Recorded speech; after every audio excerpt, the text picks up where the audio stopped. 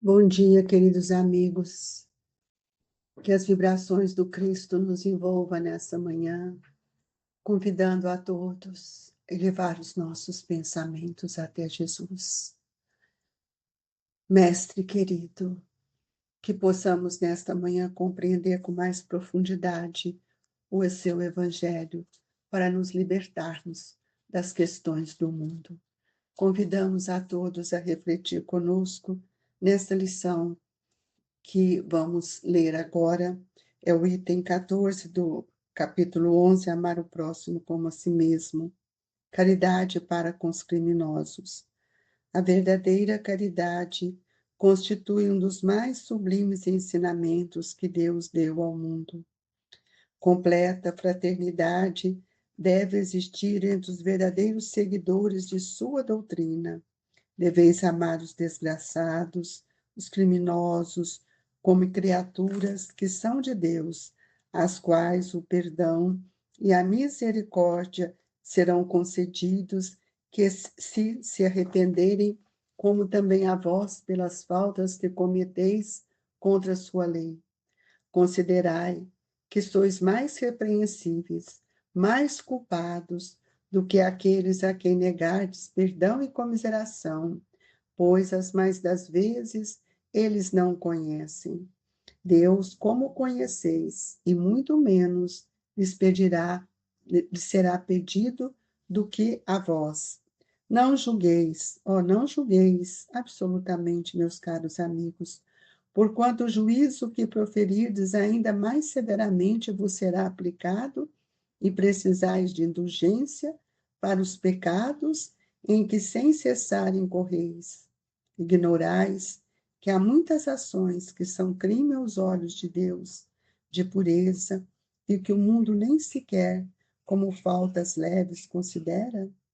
A verdadeira caridade não consiste apenas na esmola que dais, nem mesmo nas palavras de consolação que lhe aditeis.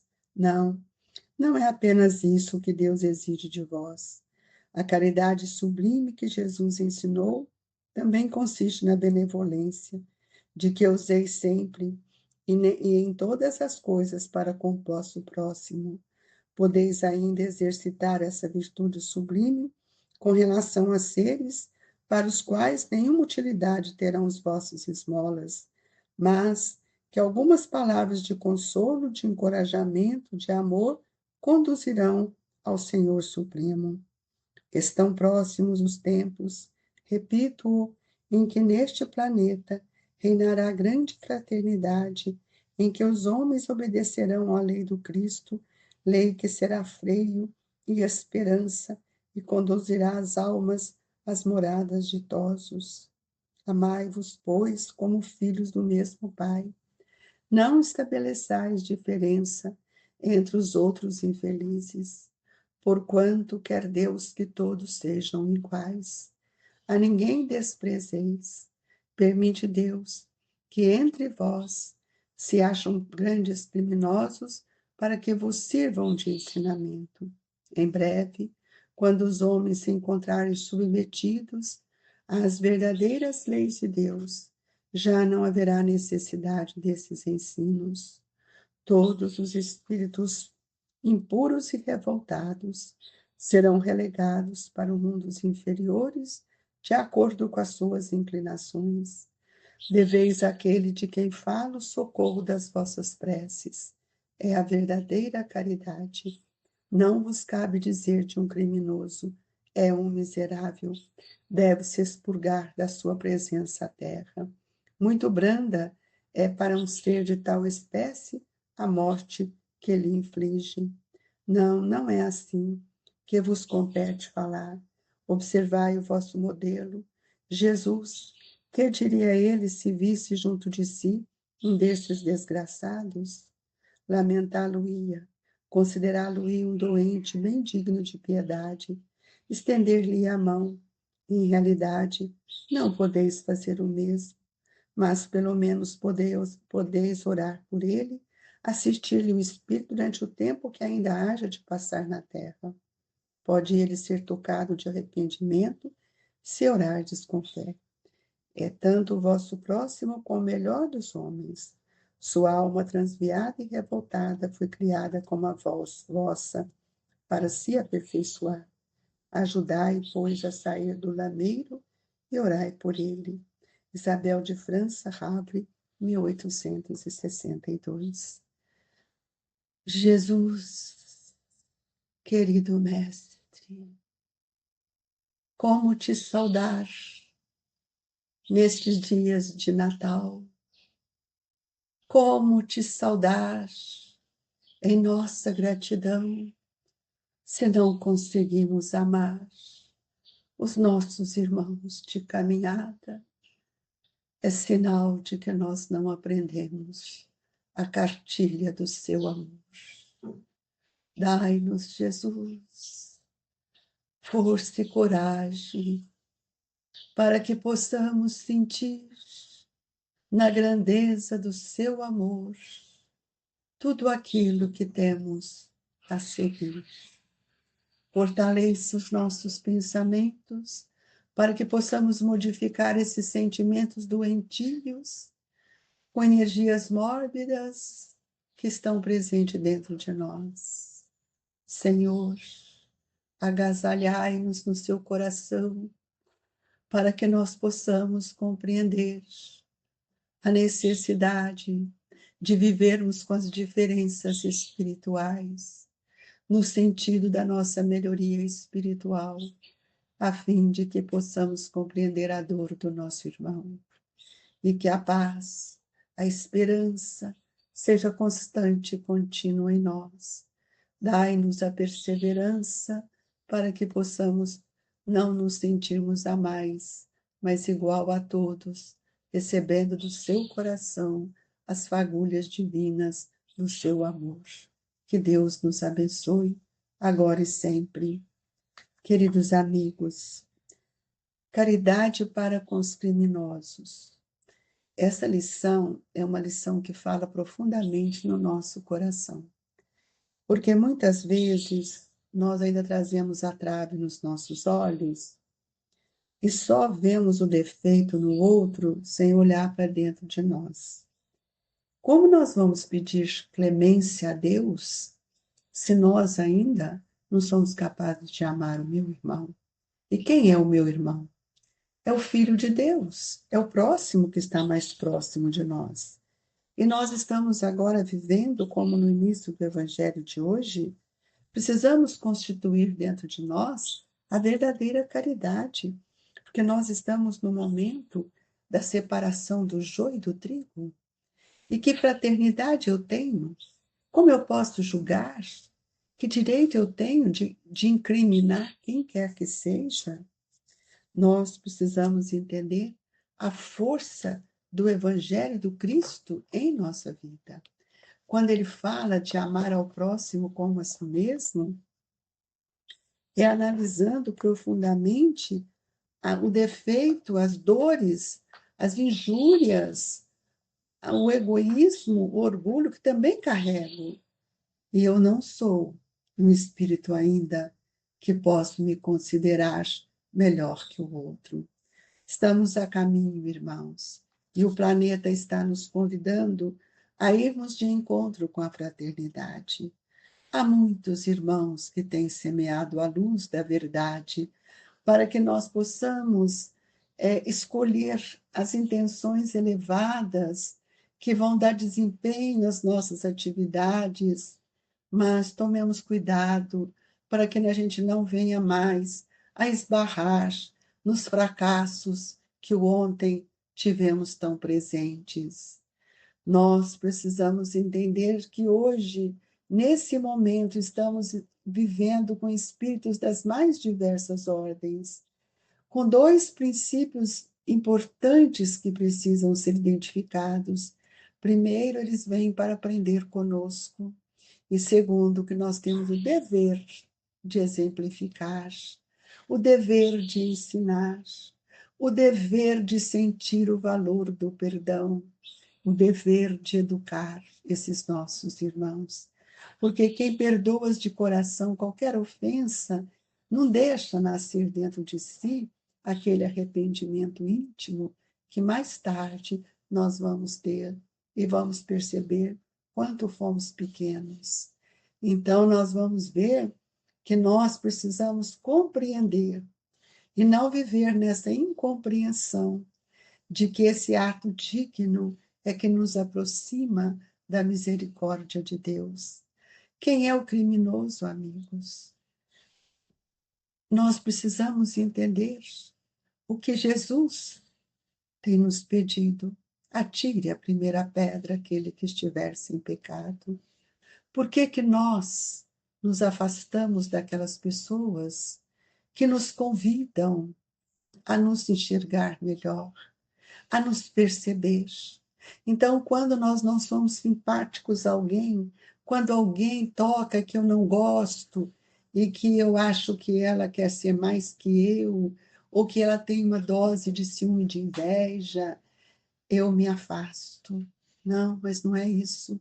Se nós estamos juntos ou se nós nos reencontramos, é para que eu aprenda a tolerá-la, mas com a minha postura diferente e conquistar este espírito pelos meus atos, pelas minhas vibrações. Nós estamos num tempo de aprender a amar. Então, quando nós olhamos só o nosso interesse, nós não sabemos confiar naquilo que o outro pode nos oferecer. E nós estamos estudando dia a dia. E o Evangelho é para ajudar aqueles que muitas vezes não temos simpatia, que pensam diferentes. E é por isso que o conhecimento espírita não é só leitura, é reflexão, para que nós possamos alcançar um novo aprendizado para identificar que jamais eu posso julgar. Porque para que eu possa julgar, eu preciso entender que o juízo da minha consciência tem que estar em paz com as leis. E eu não estou. Mas nós somos convidados, segundo o Evangelho nos mostra, vos será aplicado e precisais de indulgência para com os pecados em que, sem cessar, incorreis. Nós também ainda erramos muito, amigos. Só a indiferença que temos para servir Jesus é um grande erro. Isso mostra quanto nós ainda estamos afastados deste entendimento. Nós temos tantas desculpas para tampar os nossos enganos, os nossos equívocos, que nós acreditamos fielmente que estamos certos. E quem se sacrifica para minorar o sofrimento, especialmente daqueles que estão conosco, que caminham conosco nessa marcha evolutiva, nós vamos ver que vai demandar de cada um de nós um certo domínio para que a gente possa, pela fé, pela confiança que temos, no desejo de acertar, oferecer ao outro aquilo que é essencial. Esse é o papel do Consolador. Quem se esforça para viver esse amor puro, sob qualquer aspecto, nós temos a certeza que nós estamos no caminho certo. Para que a gente possa, nesse instante em que estamos vivendo com esse propósito, de definir para nós o valor do bem, o valor da caridade. E nós vimos que o apóstolo Paulo, quando ele escreve aos irmãos de Coríntio, que ele escreve as cartas, especialmente a primeira carta aos Coríntios, ele diz: a caridade nunca falha. E não falha, amigos. O que nós temos falhado? Porque não temos caridade, não temos esse amor, não temos esse reconhecimento. O que fazemos? Afastamos daqueles que nós éramos amigos. Qualquer coisinha que nos faz, nós achamos melhor afastar. Então, a caridade ela não falha. É preciso reconsiderar. É preciso que a gente olhe para dentro da gente, não afastar, mas estarmos juntos. A caridade, ela expressa para todos nós um nível mais de conquista, não vou dizer de perfeição, mas ela já faz com que a gente compreenda a situação do outro, que muitas vezes ele não tem o que nós já conseguimos. Então, a caridade para os criminosos é um ato que traz dentro de si uma força que nada vai destruir. Porque quando nós vemos um criminoso ou uma pessoa que nos fez qualquer coisa, nós também já fizemos. Muitas. E é por isso que estamos ainda no mundo de provas. Porque se não tivéssemos, não estaríamos mais aqui. Então, o erro, ele torna inexequível o espírito quando o coração perdoa sem condição. Eu não tenho que pôr em condição. E aí eu vou ver com dignidade o trabalho desinteressadamente que tem que efetuar todo dia, dentro de mim, com a luz da caridade, que jamais ela apaga. Então, amigos, é preciso que a gente possa observar que todos nós ainda somos aprendizes da verdade. E é por isso que a forma ideal para a nossa vida é a vitória no bem, é estarmos ligados ao bem. Quando nós gostamos mais do lar, da poltrona, muitas vezes com o celular o dia todo ligado, mostra nossa indiferença ao próximo. Então, nós falamos, tratamos bem, mas não estamos dispostos ainda a auxiliar, a remover os obstáculos que ainda estão dentro de nós. Por isso que nós conseguimos e prosseguimos nas mesmas falhas do passado. Então, que eu gostaria de convidar a todos que o nosso itinerário não tem desvio, amigos, porque Jesus nos disse que ele era o caminho, a verdade e a vida, e ninguém chegará ao Pai a não ser por ele, por esse caminho. A luta é incessante, mas o amor de Deus é constante em nossa vida. Então, o próximo é o melhor caminho ainda para a nossa libertação.